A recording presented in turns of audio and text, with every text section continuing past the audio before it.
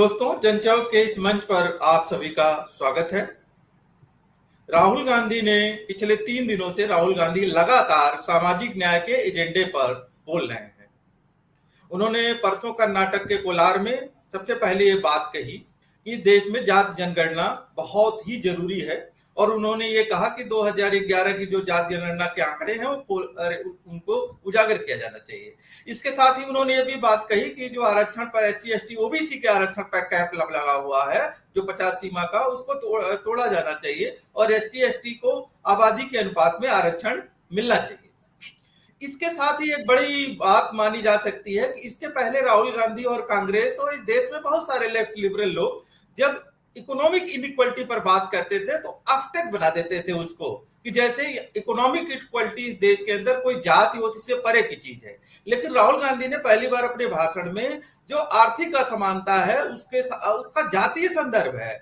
जो संसाधनों पर मुट्ठी लोगों का कब्जा है वो किस जात विशेष के लोग हैं और जो वंचित है वो किसी जात विशेष के लोग हैं। तो उन्होंने वो अधिकारों पर कब्जे वाले की तरफ तो बात नहीं की, लेकिन वंचित वालों की बात की और जात से इसका रिलेशन ये रखा, क्योंकि भारत में इकोनॉमिक इक्वलिटी को शायद इससे भी अलग समझाना है। इसके पहले रांची के अधिवेशन में जो कांग्रेस ने अपने महाधिवेशन में प्रस्ताव लिए थे सामाजिक न्याय के संदर्भ में, जिसमें जाति जनगणना की थी, न्यायपालिका में आरक्षण की बात उन्होंने की थी, यहाँ तक कि उन्होंने अलग मंत्रालय बनाने का वादा किया था कि अलग मंत्रालय बनाया जाना चाहिए जिससे ओबीसी एसटी और एससी को जो प्राइवेट क्षेत्र है उसमें उनका प्रतिनिधित्व मिल सके। और इसके साथ ही उन्होंने ये कहा था कि हम जाति जनगणना के पूरी तरह पक्ष में हैं।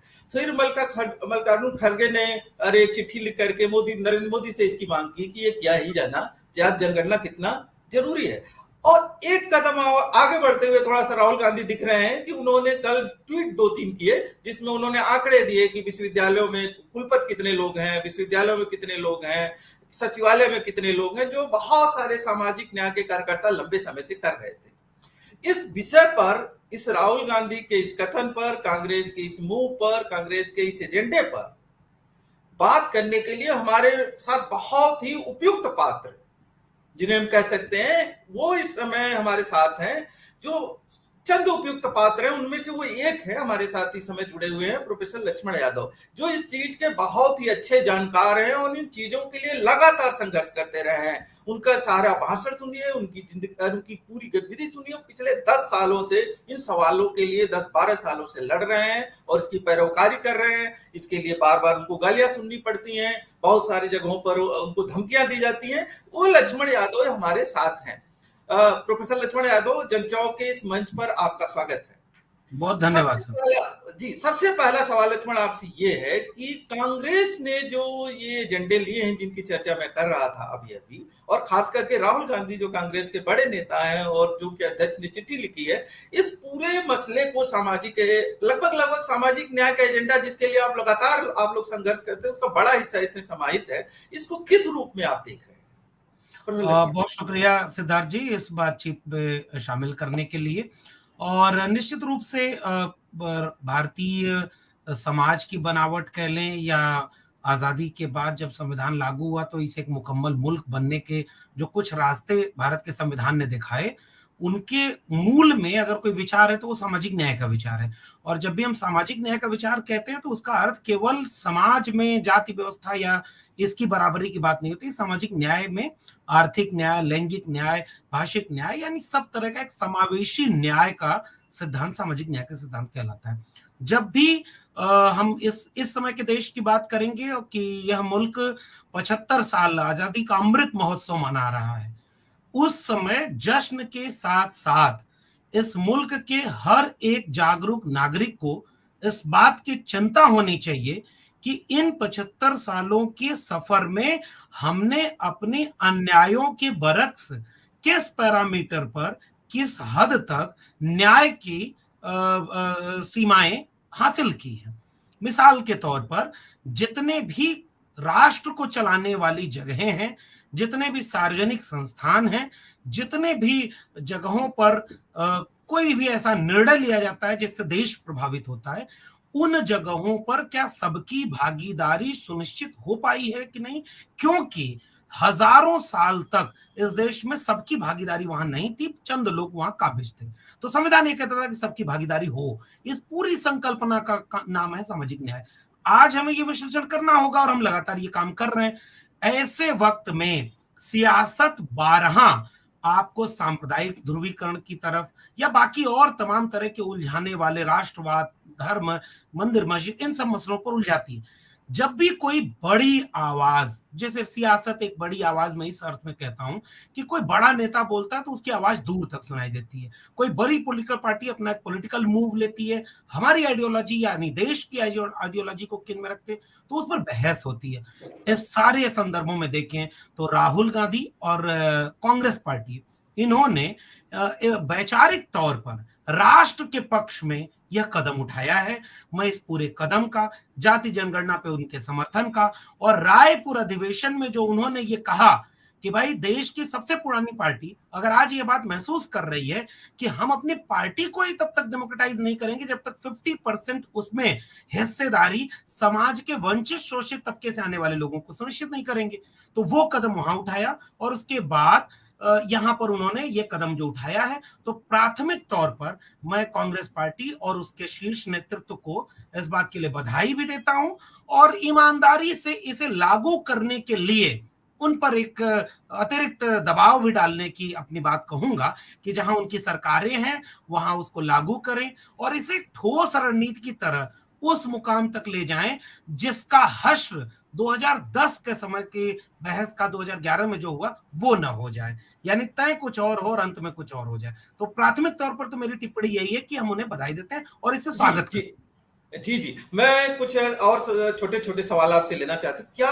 आप इसको, कांग्रेस जैसी जो पार्टी रही है, जो बहुत सारे लोग इसे अपर कास्ट की पार्टी कहते रहे हैं कि अपर कास्ट की पार्टी है, मुठी अरे निर्णायक तरफ से अपर कास्ट की पार्टी है, या इतिहास में जो उसके मंडल कमीशन के संदर्भ में विभिन्न संदर्भों में जो उसके मूव रहे हैं, क्या ये जो कांग्रेस ने इसको स्वीकार किया है, तो अगर इसको पहला श्रेय देना हो तो क्या आप इसके लिए जो ओबीसी, दलित, बहुजन संघर्ष कर रहे थे, किसको इसका आप श्रेय देना चाहेंगे कि अगर कांग्रेस, और कांग्रेस ही नहीं, आज एक स्थिति जरूर बनी है कि स्टालिन के नेतृत्व में जो बैठक हुई थी वो भाजपा के अलावा सभी लोग अब मुद्दों पर सैद्धांतिक सहमति बन गई है, तो इसका श्रेय अगर क्रम में आप देना चाहें तो किसको देंगे? निश्चित रूप से श्रेय तो संघर्ष करने वाले लोगों को जाता है। श्रेय उन लोगों को जाता है जो लंबे समय से इस देश के लोगों को ये समझा रहे थे, इस देश के तमाम पॉलिटिकल पार्टीज के लीडर्स को समझाने की कोशिश कर रहे थे कि अगर आपको इस देश में राजनीति करनी है तो आपको इन इन मुद्दों पर राजनीति करनी होगी। हिस्सेदारी का सवाल है, भागीदारी का सवाल है, प्रतिनिधित्व का सवाल है, संसाधनों के वितरण का सवाल है। तो जो लोग लंबे समय से इसके लिए संघर्ष किए, जिन लोगों ने आंदोलन किए, लाठियां खाई, जेल में गए, गालियां सुनी, और ऐसे बहुत सारे लोग हैं। अब आपने मुझे शुरुआत में भूमिका में मुझे भी शामिल किया, हमें अच्छा लगता है कि हाँ हमारा रास्ता एक उचित रास्ता है, लेकिन ऐसा काम करने वाले, इस लड़ाई को लड़ने वाले बहुत लंबे समय से लोग चले आ रहे हैं, भारत में लड़े, और आज भी बहुत बड़े आंदोलन, बहुत बड़ी चीजें हो रही हैं। एक तो श्रेय, सबसे पहला श्रेय उन्हें जिन्होंने लाठियां खाई, गोलियां खाई, जेल में गए और बहुत कुछ त्याग किया।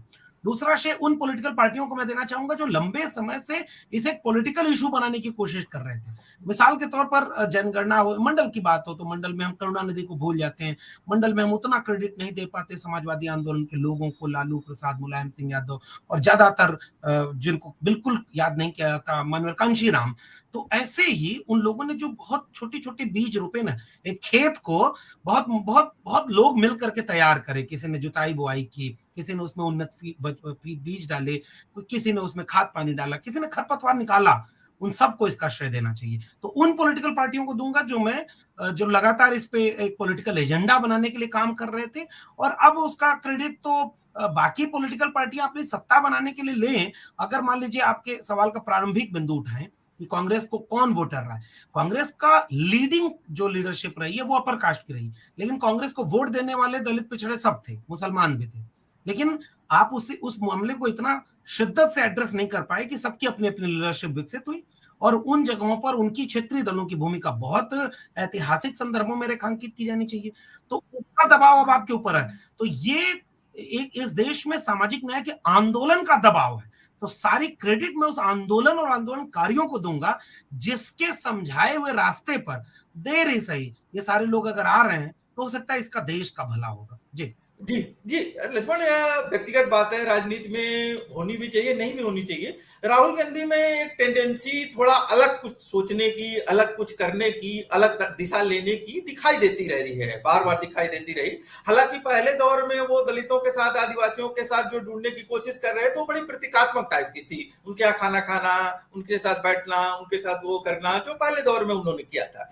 लेकिन ये मूव ठोस है और उस पर कुछ अड़े हुए से दिखते हैं। तो अगर मैं बहुत संक्षेप में आपसे ये जानना चाहूं कि कांग्रेस पार्टी में भी दो तरह की है, जैसे रिजोल्यूशन आया रायपुर का, लेकिन उतना तेज से प्रचार प्रसार नहीं हुआ, उस चीज को आगे नहीं बढ़ाया गया, उसमें बातें कम होती हैं। रिजोल्यूशन यानी कांग्रेस के भीतर भी एक संघर्ष चलता हुआ दिखता है, जिसके एक पोल राहुल गांधी दिखाई देते हैं। आपके एक आप अच्छे राजनीतिक विश्लेषक भी हैं, आप बहुत संक्षेप में आपको क्या लगता है कि राहुल गांधी ने जो सामाजिक न्याय को एजेंडा बनाने के मामले को ये लीड लिया है, वो कांग्रेस पार्टी में आगे बढ़ा पाएंगे? ये चुनौती है कांग्रेस पार्टी की, और खासकर राहुल गांधी की लीडरशिप की चुनौती है, जिस लीडरशिप को उन्होंने बहुत शिद्दत से भारत जोड़ो यात्रा के दौरान एक नए रूप में हासिल किया है, अपनी छवि, अपने नेतृत्व क्षमता को लेकर के, उसका एक प्रयोग है कि उनकी पार्टी उस रास्ते पर कैसे चलती है।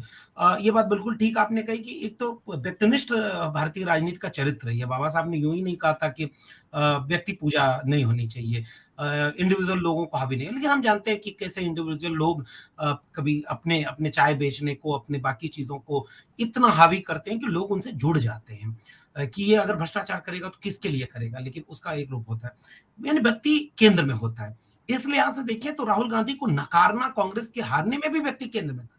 बार बार कहा जाता था कि राहुल गांधी बहुत डिलीवर करने वाले लीडर नहीं बन पा रहे, लेकिन भारत जोड़ो यात्रा के दरमियान और खासकर अब दो तीन चीज जो राहुल गांधी की बहुत रेखांकित करने वाली है कि आरएसएस पर अटैक करना सीधे साफ तौर पर, ये लालू प्रसाद यादव के बाद इतना साफ, और या स्टालिन कह लें, इस तरह के काम कम करने वाले लोग हैं आज के दौर में। दूसरा पूंजीपतियों का, ये जो पूंजी सब कुछ एक जगह केंद्रित हो रही है, उस पर अटैक। और तीसरा ये सामाजिक न्याय के सवालों पर इस तरह का विचार। मुझे लगता है कि ये व्यक्तिगत तौर पर राहुल गांधी की कामयाबी है कि उन्होंने अपनी एक वैचारिक लकीर खींच दी है। याद करना चाहिए इस देश को कि भाई वरुण गांधी वाला सवाल जब पूछा गया था, तो भाई कहा गया था कि आप आरएसएस की तारीफ ही करेंगे, उनके यहाँ जाएंगे, तो सर कटाने वाली बात जोड़ दी थी उन्होंने, यानी एकदम क्लियरिटी है। वैसे ही सामाजिक न्याय में ये क्लियरिटी आपको होनी चाहिए। भाई दिखाने को तो इस देश के प्रधानमंत्री भी कहते हैं कि हम ओबीसी हैं, राष्ट्रपति को भी वंचित समाज से बना दिया गया, कैबिनेट भी बना दिया, लेकिन जो पॉलिसी मेकिंग है आइडियोलॉजिकल ग्राउंड पर, अगर वो पॉलिसी में अप्लाई होता है तो उसी का इम्तिहान में कामयाबी माना जाता है। जैसे आपके सवाल में जो बात थी उसी को मैं जोड़ रहा हूं कि भाई 50% वंचित शोषित तबके के लोग कांग्रेस की हर जगह पर होंगे। मुझे नहीं पता, कांग्रेस को इस पर और आगे बढ़ करके वो लिस्ट जारी करनी चाहिए और उसका प्रचार करना चाहिए कि जो जगह बाकी लोग नहीं दे रहे वो हम दे रहे। देखिए, ये तो आपके मतलब की चीज है, वो प्रचार नहीं दिखता। लेकिन जाति जनगणना के सवाल पर मुझे लगता है कि एक बात और है, कांग्रेस के भीतर एक छोटा सा आरएसएस शायद बैठता है, लोग ये कहते हैं, जो कभी राम मंदिर का ताला खुलवा देता है, कभी बहुत सारे काम है, वो इतिहास में नहीं जाते हम लोग। बहुत जगह पे ऐसी चीजें हैं जहां कोशिश की गई कि हमारी छवि हिंदू विरोधी ना हो जाए, लेकिन वो उस तरह से कामयाब नहीं। अब कांग्रेस ने जो स्टैंड राहुल गांधी के नेतृत्व में लिया है, मुझे ये देखना है कि कांग्रेस की वो लीडरशिप, परंपरागत लीडरशिप, इसे कितना दिल बड़ा करके स्वीकार करती है। हालांकि मल्लिकार्जुन खड़गे को स्वीकार करना, खड़गे साहब का आना, ये भी एक उसी दिशा का एक मूव है कि हमने दलित को अपना राष्ट्रीय अध्यक्ष बनाया है। इम्तिहान इस बात का है कि आप दो तीन इम्तिहान है। आपकी जिन राज्यों में सरकार है, बिहार की तर्ज पर तुरंत घोषणा कर दीजिए कि जाति जनगणना कराएंगे। दूसरी बात, जो आंदोलन होना चाहिए जाति जनगणना हिस्सेदारी के सवाल पर, जैसे भूपेश बघेल जी ने छत्तीसगढ़ में लागू किया, राज्यपाल उस पर बैठ गई कि भाई साइन नहीं हो रही, झारखंड में नहीं हो रहा, तो छत्तीसगढ़ के लोगों को इसको जन आंदोलन बनाना चाहिए कि भाई कौन रोक रहा है इनके लोगों का आरक्षण। ये काम कांग्रेस और करे तब मुझे लगता है कि कांग्रेस की लीडरशिप पर इस देश के पिछड़े तबके, शेड्यूल कास्ट, शेड्यूल ट्राइब का ज्यादा मजबूती से भरोसा बनेगा। वरना ये काम आरएसएस भी कर रहा है, ये काम बीजेपी भी कर रही है। अगर कांग्रेस इसे डिलीवर नहीं कर पाई, जिसमें बाधा वो लोग हैं जिसके दिल में कहीं ना कहीं थोड़ा सा सॉफ्ट कॉर्नर आरएसएस को लेकर है कांग्रेस पार्टी में, वो लोग बाधा हैं। कांग्रेस पार्टी कितना राहुल गांधी और इस आइडियोलॉजी पर चल पाती है, ये अगर इम्तिहान पास नहीं हुए तो मुझे नहीं लगता कि इसका कोई बहुत ठोस जी असर जी। दिखेगा। मैं लक्ष्मण, मैं आपसे अंतिम सवाल पूछूं। एक बात आप लोग लगातार कहते रहे हैं कि अगर जो हिंदुत्व की राजनीति है उसे अगर हराना है तो आप उससे सिर्फ और सिर्फ सामाजिक न्याय के एजेंडे से हरा सकते हैं। आप दूसरे एजेंडे से, और एजेंडे होंगे लेकिन उसकी जो रीढ़ बनेगी वो सामाजिक न्याय का एजेंडा होगा, जिसकी पहलकदमी एक स्टालिन ने ली थी और एक बड़ी मीटिंग हुई थी। फिर तेजस्वी जी और नीतीश जी राहुल गांधी से मिले, उसके अगले ही दिन राहुल गांधी का बयान आया। तो ये जो आप लोग कहते थे कि सामाजिक न्याय के एजेंडे से ही, बहुजन एजेंडे से ही हिंदुत्व की राजनीति को हराया जा सकता है, तो क्या कांग्रेस ने और शेष विपक्ष ने इसको समझ लिया है क्या आप लोगों की इस बात को? बिल्कुल ठीक बात है सिद्धार्थ जी कि ये बात डी के खापर्डे जो वाम सेव के निर्णायक वो थे, स्थापन करने वालों में से एक थे। उन्होंने एक बहुत सूत्र वाक्य बोला था कि सांप्रदायिक ध्रुवीकरण की काट सामाजिक ध्रुवीकरण है। और लगातार सामाजिक न्याय का आंदोलन इस बात को लेकर के रहा कि भाई आप जिसे हिंदू मुस्लिम बना के पेश करते हैं, असल में जब आर्थिक, सामाजिक और सांस्कृतिक वंचना जब आप करते हैं अपनी पहचान, धर्म की पहचान यानी हिंदू पहचान के भीतर, तो उस वंचना में दिखता है कि हजारों साल से आपने जाति देख करके एक बहुत बड़े तबके का वंचित किया उन्हें, आर्थिक आधार पर, सामाजिक आधार पर, हर तरह से। तो जैसे ही कोई सामाजिक न्याय का सवाल खड़ा करता है, वो हिस्सेदारी का सवाल खड़ा करता है, वो बराबरी, समानता और न्याय का सवाल खड़ा करता है, तो वो जो फ्रेम है हिंदुत्व का वो भीतर से दरक जाता है। आप कहते हैं हिंदू खतरे में है, हिंदू एकजुट हो जाओ, ये करो वो करो, तो अचानक से भीतर से ही कोई आवाज आती है, भाई मैं भी हिंदू था तो मेरे घर को गंगा जल से क्यों धुलवाया, मैं भी हिंदू था तो 2019 तक कोई भी ओबीसी प्रोफेसर देश के केंद्रीय विश्वविद्यालय में क्यों नहीं था, मैं भी हिंदू था तो मंदिर जाने क्यों नहीं गया, मैं भी हिंदू था तो घोड़ी चढ़ने क्यों नहीं गया, मैं भी हिंदू था तो रोहित वेमुला, पाल तड़वी, दर्शन सोलंकी क्यों हो रहा है। ये जब सवाल आते हैं तो इसका जवाब सांप्रदायिक सियासत के पास नहीं होता है। और दूसरी तरफ यह सवाल इस देश को मुकम्मल करने की दिशा में एक वैचारिक स्टैंड लेता है कि भाई सबको सबकी हिस्सेदारी मिले, और जब सबको सबकी हिस्सेदारी मिलेगी तो राष्ट्र मजबूत होगा। इसीलिए हमारी साफ समझ है कि सांप्रदायिकता की अगर कोई एक काट है, भाई शिक्षा बर्बाद हो रही है तो इस देश के लोगों को समझाते हार जाएंगे कि भाई आपके बच्चों का भविष्य बर्बाद हो रहा है, आप इसे रोकिए।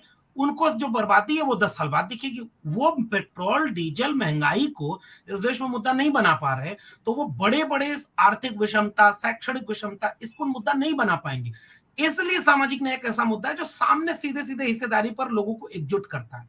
और अगर ये बात स्टालिन वाली बैठक में, स्टालिन जी की बैठक में मैं भी शामिल था और वहां भी मैंने एक बात कही थी कि उस पूरे भाषण में मैंने कहा कि आइडिया ऑफ इंडिया असल में क्या है उसे कोई तब तक नहीं एड्रेस कर सकता जब तक वो सोशल जस्टिस को, जेंडर जस्टिस को, इकोनॉमिकल जस्टिस को एड्रेस नहीं करता है। और अगर ये पॉलिटिकल पार्टियां इस चीज को समझ रही हैं तो मुझे लगता है वो ठीक रास्ते पर है। कल मैं देख रहा था संजय सिंह जो आम आदमी पार्टी के हैं, उन्होंने भी हाँ जाति जी। का समर्थन किया। अखिलेश यादव लगातार उत्तर प्रदेश में अपने लोगों को भेज करके जात जनगणना के पक्ष में माहौल बना रहे हैं। बिहार जात जनगणना करवा ही रहा है, झारखंड इस पर मुखर है, दक्षिण भारत तो सोशल जस्टिस के लिहाज से स्टालिन जी के नेतृत्व में कहें तो मुखर है। अगर कांग्रेस पार्टी और आम आदमी पार्टी जैसी पार्टियां भी इस रास्ते पर आ रही हैं तो मुझे लगता है कि वो ठीक रास्ते पर हैं। आप थोड़ा आरएसएस को वो पहचान रही हैं और देश को पहचान रही हैं, मैं स्वागत करूंगा। बस उनसे ये अपील करूंगा कि भाई ईमानदारी, मेहनत बरतिएगा, ऐसा ना हो कि बस लिबास वही रह जाए। जी जी जी। मैं जाते जाते एक छोटी बात, क्या इस बात के लिए, जो ये इस खास बात के लिए कि सामाजिक न्याय पर इतनी मुखरता से राहुल गांधी ने जो बात रखी और लगातार 2-3 दिनों से कर रहे हैं, उसके ठोस उदाहरण भी दे रहे हैं, क्या आप राहुल गांधी को धन्यवाद देना चाहेंगे? मैं बिल्कुल खुले मन से, हम जो लोग देश की सियासत में बतौर नागरिक अपने देश से प्रेम करते हैं, इसकी बेहतरी के लिए दिन रात संघर्ष करते हैं, हम ऐसे सारे लोग एक बात कहते हैं कि हम न्यूनतम सहमति पर अधिकतम एका बनाने की कोशिश कर रहे हैं। न्यूनतम सहमति विचार पर होगी। हम आपकी कल की किसी नीति से असहमत होंगे तो हम शिकायत भी करेंगे, हम आलोचना भी करेंगे, आम आदमी पार्टी हो, कांग्रेस हो या कोई भी पॉलिटिकल पार्टी हो। लेकिन अगर आपका कोई कदम वैचारिक रूप से एकदम साफ दिख रहा होगा कि वो देश के पक्ष में है, हम खुले दिल से आपको बधाई देंगे, आपको स्वागत करेंगे और इस मुद्दे पर आपको खुल करके समर्थन भी देंगे, क्योंकि हम जी राष्ट्र से प्रेम करते हैं। शुक्रिया। जी जी, शुक्रिया। इतना विचार संपन्न और उत्तेजक और बहुत ही ठोस बात करने के लिए और जवाब देने के लिए निश्चित तौर पर जो लोग सुन रहे होंगे और जो बाद में सुनेंगे उन्हें बहुत ही पसंद आएगा। हालांकि आप तो वैसे भी एक बहुत ही लोकप्रिय वक्ता और अपनी बात रखने वाले हैं। दुश्मन जनचौक के मंच पर आप आए, जनचौक की तरफ से, दर्शकों की तरफ से आपके प्रति शुक्रिया, आभार। बहुत बहुत धन्यवाद। बहुत धन्यवाद।